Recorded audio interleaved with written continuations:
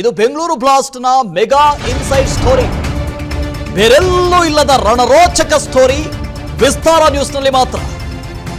ಬಂಗಾಳದಲ್ಲಿ ಬಲೆಗೆ ಬಿದ್ದ ಉಗ್ರರ ಸತ್ಯ ತೆರೆದಿಡ್ತಾ ಇದೆ ನಿಮ್ಮ ವಿಸ್ತಾರ ನ್ಯೂಸ್.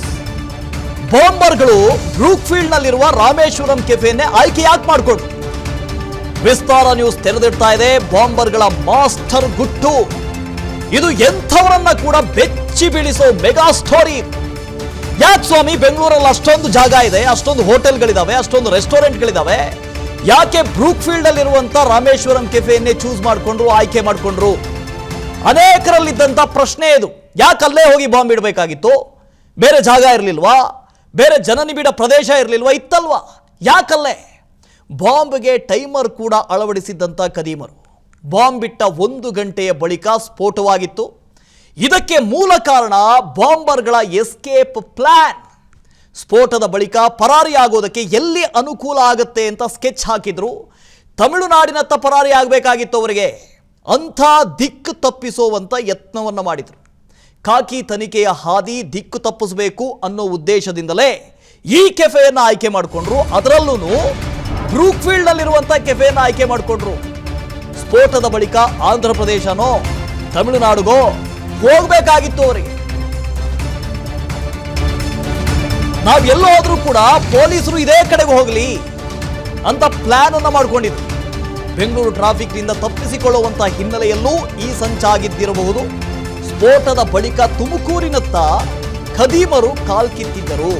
ನೋಡಿ, ತನಿಖೆಯನ್ನ ಹೇಗೆ ದಿಕ್ಕು ತಪ್ಪಿಸೋದಕ್ಕೆ ಇವರು ಪ್ಲಾನ್ ಮಾಡಿಕೊಂಡಿದ್ರು.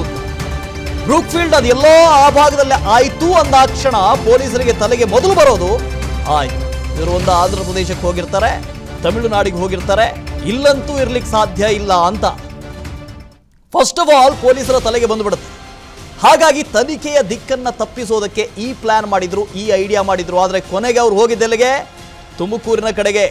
ಯಾರಿಗೂ ಗೊತ್ತಿರಲಿಲ್ಲ. ಪೊಲೀಸರು ಅನ್ಕೊಂಡಿದ್ರು ತಮಿಳುನಾಡಿಗೆಲ್ಲಾದರೂ ಎಸ್ಕೇಪ್ ಆಗಿರ್ಬೋದು, ಆಂಧ್ರ ಪ್ರದೇಶಕ್ಕೆ ಎಸ್ಕೇಪ್ ಆಗಿರ್ಬೋದು, ಕೇರಳದ ಕಡೆಗೆಲ್ಲಾದರೂ ಎಸ್ಕೇಪ್ ಆಗಿರ್ಬೋದು ಅಂತ ಅಂದುಕೊಂಡಿದ್ರು. ಆದರೆ ಅವರ ಪ್ಲಾನೇ ಬೇರೆ ಆಗಿತ್ತು. ಮಂಜುನಾಥ್ ಮತ್ತೆ ಇದ್ರ ಬಗ್ಗೆ ಡೀಟೇಲ್ಸ್ ಕೊಡ್ತಾರೆ. ಮಂಜುನಾಥ್, ಈ ಪ್ಲಾನ್ ಹೇಗಾಯಿತು? ಒಂದನೇದು. ಎರಡನೇದು, ಬಹಳ ಜನಕ್ಕಿದ್ದಂಥ ಕ್ವೆಶ್ಚನ್ನು, ಯಾಕೆ ರಾಮೇಶ್ವರಂ ಕೆಫೆ? ಅದು ಕೂಡ ಬ್ರೂಕ್ಫೀಲ್ಡಲ್ಲಿರುವಂಥ ರಾಮೇಶ್ವರಂ ಕೆಫೆನೇ ಯಾಕೆ? ಇದೇ ಹೋಟೆಲನ್ನು ಯಾಕೆ ಚೂಸ್ ಮಾಡ್ಕೊಂಡ್ರೆ ಅವರ ಪ್ಲಾನ್ ಏನಾಗಿತ್ತು ಅಂತ? ವಾಸ್ತವೇನು ರಾಮೇಶ್ವರಂ ಕೆಫೆ ಬಾಂಬ್ ಬ್ಲಾಸ್ಟು ಅಥವಾ ಹೊರತುಪಡಿಸಿ ಬೆಂಗಳೂರಿನಲ್ಲಿ ಏನು ಒಂದು ಸ್ಫೋಟಕವನ್ನು ನಡೆಸಬೇಕು ಅಂತ ಒಂದು ಪ್ಲಾನ್ ಮಾಡಿರ್ತಾರೆ. ಇದೆಲ್ಲ ಪ್ಲಾನ್ ಆಗಿರೋದು ಬೆಂಗಳೂರಿನ ಪರಪ್ ನಗರ ಜೈಲಿನಲ್ಲಿ. ಅದರ ಪ್ಲಾನ್ ಮಾಡಿದಂಥವರು ಇದೇ ಅಬ್ದುಲ್ ಮತೀನ್ ತಾಹಾ ಜೊತೆಗೆ ಮುಜಾಮುಲ್ ಶರೀಫು, ಆಮೇಲೆ ಮುಸಾವಿರ್, ಈ 3 ಜನ ಸೇರಿ ಪ್ಲಾನನ್ನು ಮಾಡ್ತಕ್ಕಂಥದ್ದು. ಆದರೆ ಅದಕ್ಕೆ ಬೇಕಾದಂಥ ಒಂದು ಕಡೆ ಬಾಂಬ್ ತಯಾರಿಕೆ ಬೇಕಾದಂಥ ವಸ್ತುಗಳನ್ನು, ಕಚ್ಚಾ ವಸ್ತುಗಳನ್ನು ಆನ್ಲೈನು ಮತ್ತು ಆಫ್ಲೈನ್ ಮುಖಾಂತರ ಸಪ್ಲೈ ಮಾಡಿರ್ತಾರೆ. ನಂತರ ಇಲ್ಲಿ ನಾವು ಗಮನಿಸಬೇಕಾಗಿದ್ದು, ಯಾಕೆ ಇಲ್ಲಿ ಒಂದು ವೈಟ್ಫೀಲ್ಡ್ ಭಾಗದಲ್ಲಿರ್ತಕ್ಕಂಥ ರಾಮೇಶ್ವರಂ ಕೆಫೆಯನ್ನೇ ಆಯ್ಕೆ ಮಾಡಿಕೊಂಡ್ರು ಅನ್ನೋದಾದರೆ, ಒಬ್ಬ ಆರೋಪಿ ಒಂದು ಕೃತ್ಯವನ್ನು ಎಸಗಿದಾಗ ಅಲ್ಲಿಂದ ಸಲೀಸಾಗಿ ವೇಗವಾಗಿ ನಾಪತ್ತೆ ಆಗಬೇಕು, ಪೊಲೀಸಿಂದ ತಪ್ಪಿಸ್ಕೊಳ್ಬೇಕು. ಇಲ್ಲಿ ನಾವು ಗಮನಿಸ್ಬೋದು, ಬೀಸೋ ದೊಣ್ಣೆಯಿಂದ ಒಂದು ಸಲ ತಪ್ಪಿಸ್ಕೊಂಡ್ರೆ ಏನು 100 ವರ್ಷ ಆಯುಸು ಅಂತ ಒಂದು ಗಾದೆ ಮಾತಿದ್ದಾವೆ. ಇಲ್ಲಿ ಅಷ್ಟೇ, ಒಂದು ಬಾರ್ಡ್ರನ್ನು ಕ್ರಾಸ್ ಮಾಡಿದ್ರೆ ನಂತರ ನೆಕ್ಸ್ಟ್ ಬೇರೆ ಇರ್ತಕ್ಕಂಥ ಡಿವಿಷನ್ ಇರ್ಬೋದು ಅಥವಾ ಜಿಲ್ಲೆ ಇರ್ಬೋದು, ತಾಲೂಕು ಗಡಿ ಇರ್ಬೋದು, ಅವರು ಅಲರ್ಟ್ ಆಗೋದಕ್ಕೆ ಸಾಕಷ್ಟು ಸಮಯ ಬೇಕಾಗುತ್ತೆ. ಇಲ್ಲಿ ಈ ಆರೋಪಿಗಳು ಪ್ಲಾನ್ ಮಾಡಿದ್ದು ಅಷ್ಟೇ. ಮೊದಲಿಗೆ ಏನು ಆ ಹೊಸೂರು ಅಥವಾ ಆಂಧ್ರ ಪ್ರದೇಶದ ಗಡಿಗೆ ಹೊಂದಿಕೊಂಡಂತೆ ಯಾವ್ಯಾವ ರೂಟ್ನಲ್ಲಿ ಬಸ್ಸುಗಳು ಬೇಗ ಹೋಗ್ತವೆ, ಟ್ರಾಫಿಕ್ ಇದ್ದಾಗ ಎಷ್ಟು ಸಮಯ ತೆಗೆದುಕೊಳ್ಳುತ್ತೆ, ವಿತೌಟ್ ಟ್ರಾಫಿಕ್ ಇದ್ರೆ ಎಷ್ಟು ಸಮಯ ತೆಗೆದುಕೊಳ್ಳುತ್ತೆ, ಈ ಎಲ್ಲ ಪ್ಲಾನ್ ಅನ್ನ ಕಳೆದ 3-4 ತಿಂಗಳಿಂದ ಆರೋಪಿಗಳು ಮಾಡಿದ್ರು. ಜೊತೆಗೆ ಸಂಚಾರವೂ ಸಹ ಮಾಡಿದ್ದಾರೆ. ಇಲ್ಲಿ ಬಾಂಬ್ ಬಿಟ್ಟಂತ ಸಂದರ್ಭದಲ್ಲಿ ಅದಕ್ಕೆ ಟೈಮರ್ ಅನ್ನು ಫಿಕ್ಸ್ ಮಾಡ್ತಾರೆ.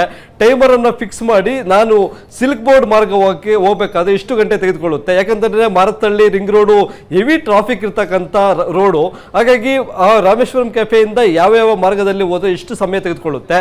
ಒಂದು ವೇಳೆ ಆ ಟ್ರಾಫಿಕ್ ಇಲ್ಲದೆ ಇದ್ದಾಗ ಗೂಗಲ್ ಮ್ಯಾಪ್ ಅನ್ನು ಹಾಕಿ, ಗೂಗಲ್ ಮ್ಯಾಪ್ ಅಲ್ಲಿ ಆ Rameshwaram cafe to Attibele border ಅಂತ ಹಾಕಿದಾಗ ವಿತ್ ಟ್ರಾಫಿಕ್, ವಿತೌಟ್ ಟ್ರಾಫಿಕ್ ಇವೆಲ್ಲವನ್ನು ಸಹ ಚೆಕ್ ಮಾಡಿದ್ದು. ಇದು ಟೆಕ್ನಿಕಲ್ ಎವಿಡೆನ್ಸ್ ಆಗಿ NIA ಅಧಿಕಾರಿಗಳು ಸಹ ಪತ್ತೆ ಹಚ್ಚಿದ್ದಾರೆ.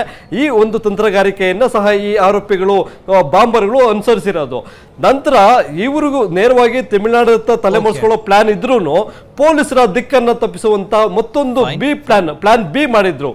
ಅದು ಏನಂತಂದ್ರೆ, ಬ್ಲಾಸ್ಟ್ ಆಯ್ತು, ಪೊಲೀಸರು ಸ್ಪಾಟ್ಗೆ ಬರ್ತಾರೆ, ಒಂದು ಕಡೆ ಏನು ಅಲರ್ಟ್ ಆಗ್ತಾರೆ, ಆರೋಪಿ ಈ ದಿಕ್ಕಿನಲ್ಲೇ ಹೋಗಿರ್ಬೋದು, ಯಾಕೆ ತಲೆ ಬರೆಸ್ಕೊಂಡ್ರೆ ತಮಿಳ್ನಾಡಿಗೆ ಹೋಗ್ಬಿಟ್ರೆ ಯಾರು ಹುಡುಕಾಗೋದಕ್ಕೆ ಆಗೋದಿಲ್ಲ.